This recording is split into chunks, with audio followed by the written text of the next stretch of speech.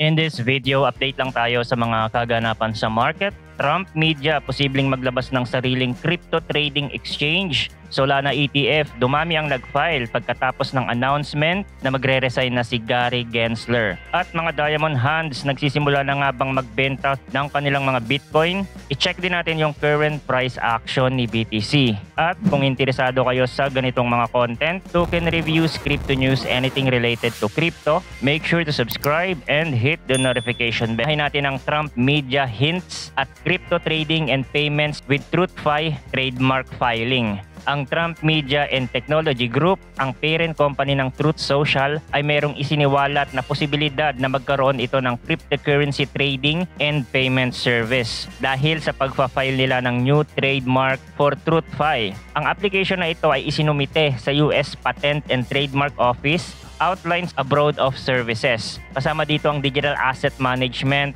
cryptocurrency trading platform, and payment solution leveraging blockchain. So sign ito na ang Trump Media ay gustong i-capitalize ang growing popularity ng cryptocurrency. At nagsasuggest ito na nire-recognize ng Trump Media ang potential ng blockchain technology and cryptocurrencies para i-revolutionize ang traditional financial system. Ang filing na ito ay nagre-reflect din ng broader industry trends kung saan ang traditional and technology-focused company ay mag-explore sa blockchain as a foundation for future business model. Kung magiging successful naman ang TruthFi sa kanilang mga plano, then it could elevate Trump Media market presence and potentially pave the way for mainstream adoption of crypto-enabled services. So it's another positive news sa cryptocurrency industry na naguhudyat sa patuloy na growth and development. Maswerte tayo kasi bago pa mangyari ang lahat ng yan, we are here. We are an early adopter.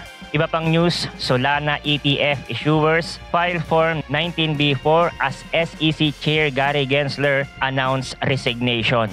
So magre-resign na yung kalaban. Kaya nag-file na yung mga ETF company tulad ng CBOE Exchange, VanEck, 21 Shares and Canary Capital ay nagsipag-file ng kanilang Solana Exchange Traded Fund ETF sa SEC nung malaman nila na magre-resign na si Gary Gensler sa January. At kung ma-approve ang mga ito, same with BTC and Ethereum, malilist yan sa Chicago Board Option Exchange which is located sa United States. Kaya nila inantay muna mag-resign si Gary Gensler kasi sa tingin nila na mas mataas ang chance na ma-approve yung ETF kapag wala na si Gensler sa SEC. Senyalis kasi yon na ang trato ng SEC sa crypto ay magbabago na, magiging crypto-friendly. Hindi lang naman Solana, meron ding mga asset managers na nag-submit for XRP and even Litecoin ETF. Ang Franklin Templeton nga nag-submit din ng Crypto Index ETF naman pero yung decision ay mangyayari sa January 2025 pa. Kaya din nag-all-time high si Solana ngayong araw dahil sa mga positive development na nangyayari dito, isa rin ito sa top performer ngayong bullrun. At kung ma-approve yan,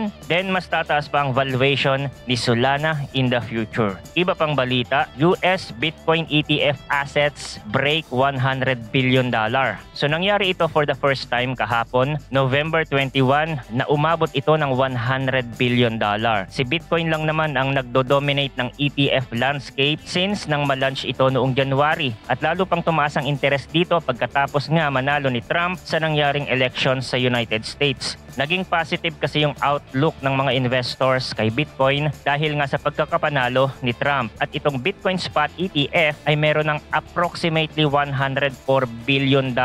Lumalapit na sa Gold ETF na merong net asset na $120 billion in asset under management as of November 21. At ang nangunguna sa mga ETF na ito ay ang BlackRock iShares Bitcoin Trust, IBIT, na merong $30 billion in net inflow since January. Pumapangalawa ang Fidelity na merong more than $11 billion inflow this year. At ang biggest volume day ever na nangyari sa spot Bitcoin ETF ay noong November 6 after Trump election win. Other news, Bitcoin Diamond Hands sell-off, risk outpacing ETF inflow at 98,000. So ang ibig sabihin nito, yung mga long-term holders ay nagsisimula ng magbenta ngayong November. Habang umaangat nga si BTC at papalapit ng papalapit sa 100,000 price level, ang mga old hands ay nagsisimula ng mag-take profit. Makikita yan sa Glassnode, yung model nila na nagtatrack ng 30-day net position change among long-term holders entities. From accumulating on September and October, nagsisimula na silang magbenta dito ngayong November.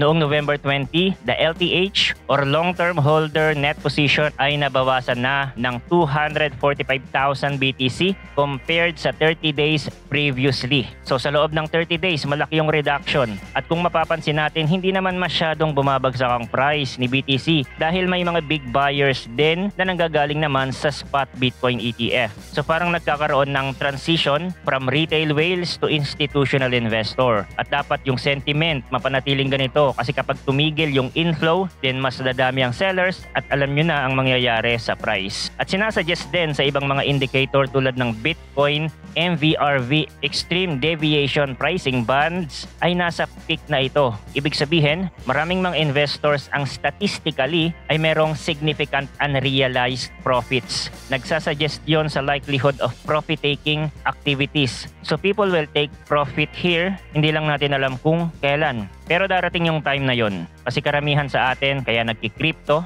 just to make money. So people who invested early or during bear market siguradong paldo na. And they may start to take profit while others just jumping into the market lately because of FOMO. Pero kasi itong MVRV Extreme na yan, pwedeng magtagal dyan sa overheated phase si BTC. Katulad ng nangyari noong 2021, it could take months before mag-trigger siya ng sell-off. Kaya hindi natin talaga masasabi ang top ng market, pero nakikita na natin yung mga paunti-unting signs of exhaustion. So Bitcoin daily price action naman tayo. This price action para sa akin overextended na talaga yan kasi wala pang nangyayari na retracement sa kanya.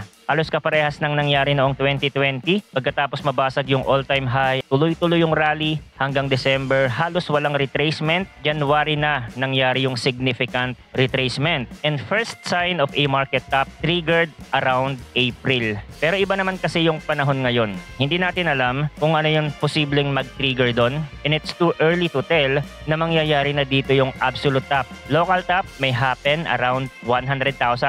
150 to 250,000 is my absolute top prediction. Pero dahil sa current sentiment ngayon, strategic reserve si BTC, then pwedeng mas tumaas pa dyan yung price bago mag-top yung market. Based on previous data lang kasi yan. Ever since naman kasi, long-term bullish tayo kay BTC. Kapag sinabi kong long-term, nagre-refer ito sa 5 to 10 years. At yung mga daily price action na ginagawa natin dito, short-term price speculation lang yon.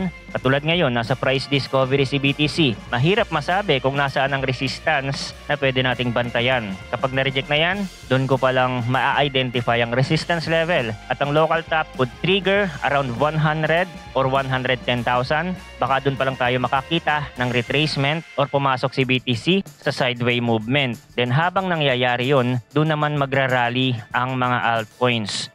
Kasi yung mga nakapag-profit na dito, magsisilipatan na sa mga altcoin para samantalahin yung rally. Okay? So yun lang ang crypto update natin for today. Thanks for watching again. Good luck and see you on the next video.